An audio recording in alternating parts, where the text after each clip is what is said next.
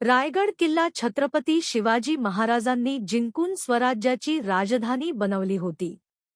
1647 साली महाराजांनी हा किल्ला आदिलशाहीकडून घेतला आणि पुढे 1674 मध्ये इथे राज्याभिषेक केला.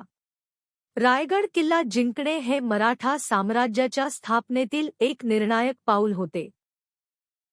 रायगड किल्ला कसा जिंकला? पूर्वस्थिती: रायगड किल्ला मूळतः आदिलशाहीच्या ताब्यात होता. 1647 शिवाजी महाराजांनी आपल्या पराक्रमाने रायगड किल्ला जिंकला.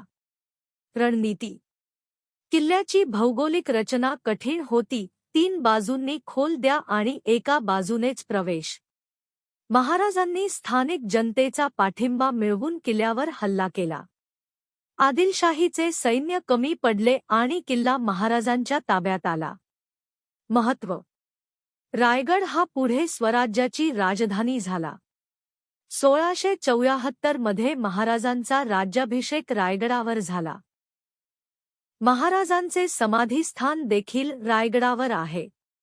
रायगड जिंकण्याचे ऐतिहासिक महत्त्व: राजकीय केंद्र: स्वराज्याची राजधानी म्हणून रायगडाने मराठा साम्राज्याला बळ दिले. लष्करी महत्त्व: किल्ल्याची रचना शत्रूंसाठी कठीण होती, त्यामुळे तो सुरक्षित राजधानी ठरला.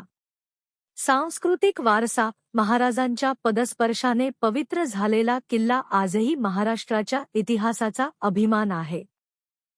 रायगड जिंकण्याचे ऐतिहासिक महत्त्व: राजकीय केंद्र: स्वराज्याची राजधानी म्हणून रायगडाने मराठा साम्राज्याला बळ दिले. लष्करी महत्त्व: किल्ल्याची रचना शत्रूंसाठी कठीण होती, त्यामुळे तो सुरक्षित राजधानी ठरला. सांस्कृतिक वारसा: महाराजांच्या पदस्पर्शाने पवित्र झालेला किल्ला आजही महाराष्ट्राच्या इतिहासाचा अभिमान आहे.